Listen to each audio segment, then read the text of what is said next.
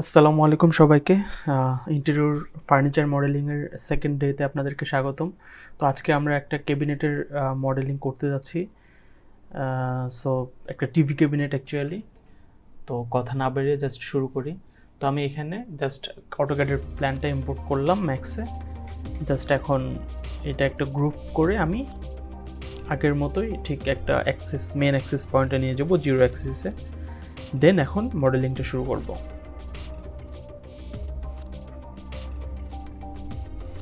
আচ্ছা, আমার 4টা ভিউপোর্ট রেখে কাজ শুরু করছি। আপনারা চাইলে 2টা ভিউপোর্টেও করতে পারেন। তো আমি এটার ফ্রন্টে আমি একটু রোটেট করে নিই। আমি ফ্রন্ট থেকে মডেলিংটা শুরু করব। সো এটা হচ্ছে আমার ফার্নিচারের ফ্রন্ট সাইড। সো আমি 4টা ভিউপোর্ট রাখছি: perspective, front view, top view আর লেফট ভিউ। ওকে,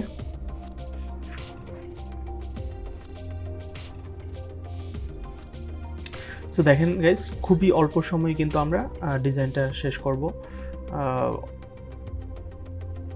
খুবই সহজ এবং খুবই অল্প সময়ের মধ্যে। সো জাস্ট আমি এটা একটু অ্যাডজাস্ট করে নিচ্ছি, দেন মডেলিংটা শুরু করব। সো আপনারা যদি প্র্যাকটিসের জন্য এই ফাইলটা যদি আপনাদের দরকার হয় বা প্র্যাকটিসের জন্য নিতে চান, আমাকে জানান কমেন্ট বক্সে, তাহলে আমি আপনাদেরকে এটা আমি দিয়ে দেবো এই ফাইলটা, সো দ্যাট আপনারা যাতে বাসায় প্র্যাকটিস করতে পারেন। সো এখানে আমি একটা রেক্ট্যাঙ্গেল নিলাম, দেন এটার এক্সট্রুড দিয়ে এটাতে আমরা পলি মডেলিংটা শুরু করব। ওকে, সো 16 ইঞ্চি আমি ফার্নিচারের ডেপথটা দিয়ে নিলাম।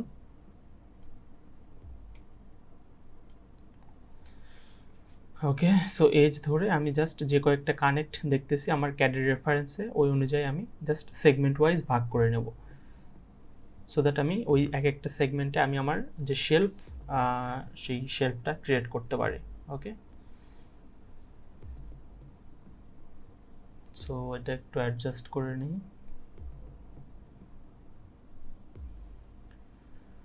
ওকে,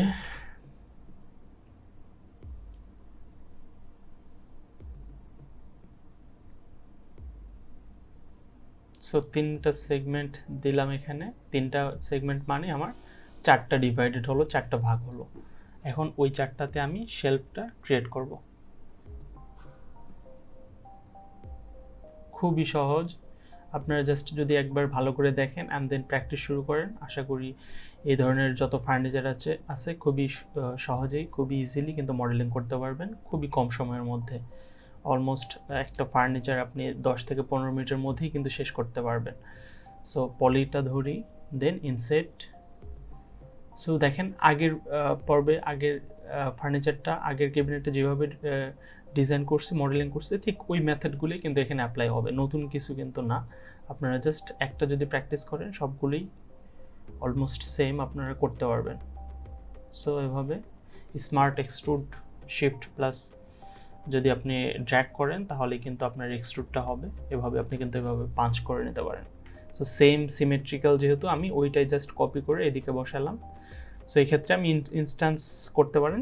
ইনস্ট্যান্স করলে একটা যদি আপনি চেঞ্জ করেন, আরেকটা কিন্তু অ্যাট দ্য সেম টাইম অন্যটাও চেঞ্জ হয়ে যাবে। So instance is better.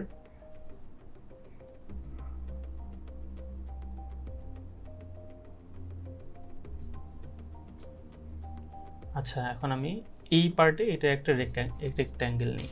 So আমি কি করছি দেখেন, যে আসলে এক একটা অবজেক্টের জন্য, এক একটা পার্টের জন্য আমি পার্ট বাই পার্ট করছি, একটা রেক্ট্যাঙ্গেল নিয়ে আলাদা আলাদা করছি। এটা করলে আপনার সুবিধা কী হবে, আপনার ম্যাটেরিয়াল অ্যাসাইন করতে ইজিয়ার হবে এবং আপনার এই যে ইন্ডিভিজুয়াল মডেলিং করতে কিন্তু খুব ইজি হচ্ছে। আপনি যদি পুরোটা ধরে একটা করতে যেতেন, এটা কিন্তু অনেকটা কমপ্লেক্স হয়ে যেত। সো এভাবে ইন্ডিভিজুয়াল ধরে ধরে আপনি মডেলিংটা করলে খুবই ইজিলি এবং খুবই স্মুথলি আপনি মডেলিংটা শেষ করতে পারবেন উইদাউট এনি ডিফিকাল্টিস। সো আসলে এই ট্রিকগুলো আপনাদের সাথে শেয়ার করার জন্যই কিন্তু এই ভিডিওগুলো মেক করা। অনেকে মনে করবেন না এটা আবার শেখানোর কি আছে। হ্যাঁ, শেখানোর অবশ্যই আছে। এই যে স্টেপ বাই স্টেপ যে কাজ করছি এবং যে প্রসেসটা, জাস্ট এইটাই আপনাদেরকে শেখানোর আছে। এই প্রসেসটা যদি আপনারা অ্যাপ্লাই করেন খুবই কম সময়ের মধ্যে আপনারা যেভাবে করেন বা অন্যরা যেভাবে করে তার থেকে আমি চ্যালেঞ্জ দিয়ে বলতে পারবো এই মেথডে করলে আপনারা কম সময়ে করতে পারবেন। সো অনেকে স্প্লাইন মডেলিংয়ে করে, সেটা থেকেও কিন্তু কম সময়ে এই পলিটেকনিকে কিন্তু করা যায় সেটা। সো আগের মতোই জাস্ট আমরা সেগমেন্টটা দিয়ে নিচ্ছি।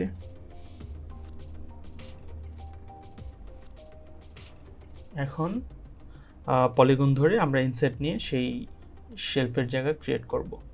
ইনসেট বাই পলিগন,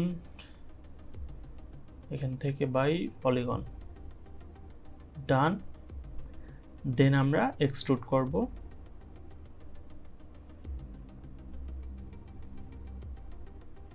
তো এক্সট্রুড করার জন্য কি বলছে, পার্সপেক্টিভে যে আমি শিফট ধরে আমি কিন্তু পুশ পুল করার মাধ্যমে কিন্তু এটা ক্রিয়েট করতে পারি।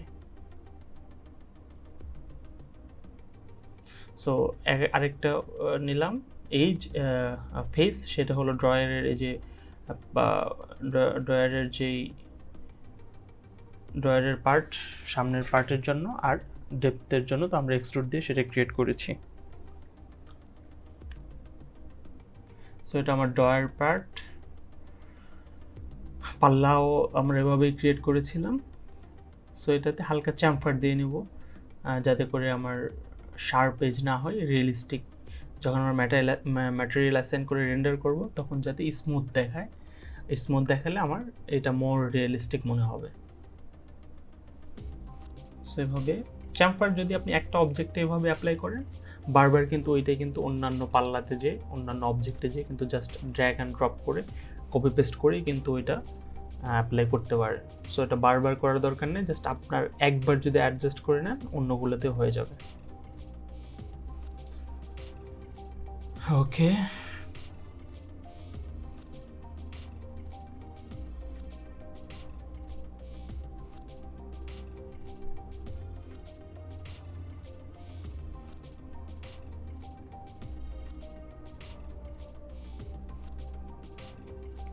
অলমোস্ট ডান, কিন্তু প্রায় শেষের দিকে আমাদের। এখন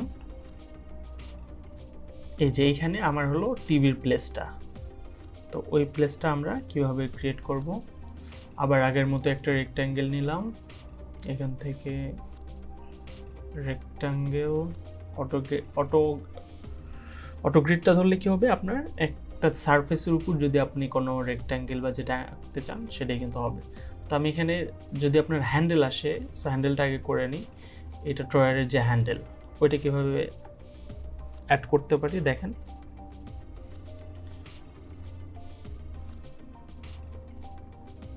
তো জাস্ট একটা রেক্ট্যাঙ্গেল নিয়ে ওটার থিকনেস দিয়ে আপনার ইচ্ছা মতো, এটা বিভিন্ন ডিজাইনের হ্যান্ডেল হয়, যে কোনো একটা মডেলে সেটা ডিজাইন করে নেবেন। এটা আপনার ইচ্ছা মতো বা আপনার যে রেফারেন্স দেখে ডিজাইন করবেন বা আপনার কাছে যে গাইডলাইন থাকবে ওই অনুযায়ী জাস্ট খুবই সিম্পল ওয়েতে আপনি এভাবে করে নিতে পারবেন।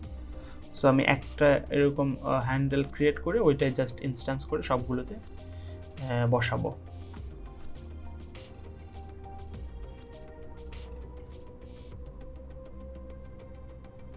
ওকে, সো এটা কিন্তু একটা ডিজাইন হয়ে গেল, হইতে পারে হ্যান্ডেল এটা। তো এটাই জাস্ট অন্যান্যগুলোতে আমি জাস্ট কপি করে দিব।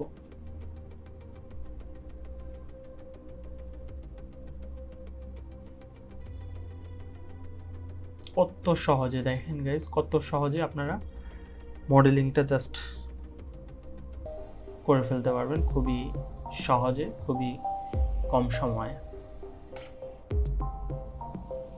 অনেকেই কিন্তু এই মডেলিংয়ে যে প্যারা খায়, অনেকে রেন্ডারিং পারে বাট ডিটেল মডেল পারে না, মডেলে ঝামেলা হয়। তো তাদের জন্য আশা করছি এই টিউটোরিয়াল এই ওয়ার্কশপটা বা এই টিউটোরিয়ালটা খুবই কাজে দেবে।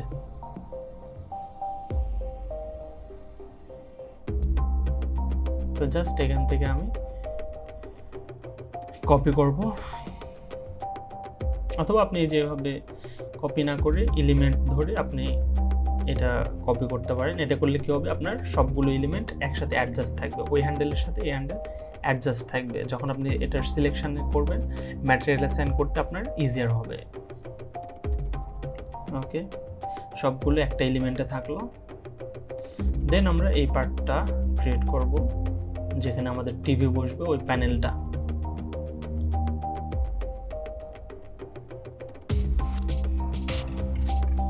সো আবার সেই রেক্ট্যাঙ্গেল,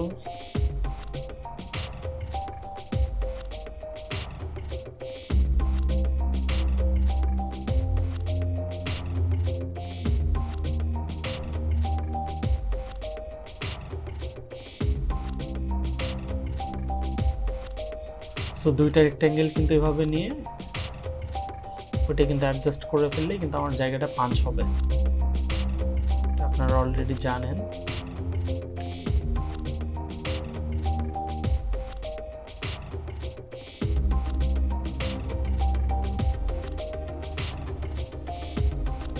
এখানে আরেকটা রেক্ট্যাঙ্গেল নিলাম, এক্সট্রুড, দেন এটাতে একটা ডিজাইন অ্যাড করব, দেখি কি করা যায়। এভাবে আমরা যদি ভার্টিক্যাল লাইন অ্যাড করি, ভার্টিক্যাল গ্রুপ করে কোনো ডিজাইন যদি করা যায়, জাস্ট সেগমেন্টগুলো বাড়ায় নিয়ে দেন আমরা এই এজগুলো যদি এক্সট্রুড করি তাহলে আমাদের একটা গ্রুপ লাইনের ডিজাইন ক্রিয়েট হবে।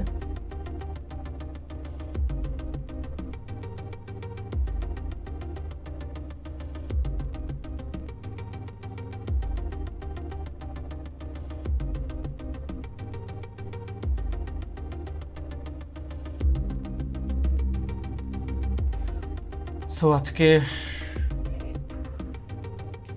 আজকের মতো এইটাই। আমরা নেক্সট দিনে অন্য কোনো ফার্নিচার নিয়ে আবার মডেলিং করব। সে পর্যন্ত সবাই ভালো থাকুন, আর আপনারা এখনও যারা চ্যানেলটা সাবস্ক্রাইব করেন না সাবস্ক্রাইব করে দিন, যেটি আমাকে নেক্সট ভিডিও ক্রিয়েট করতে ইন্সপায়ার করবে।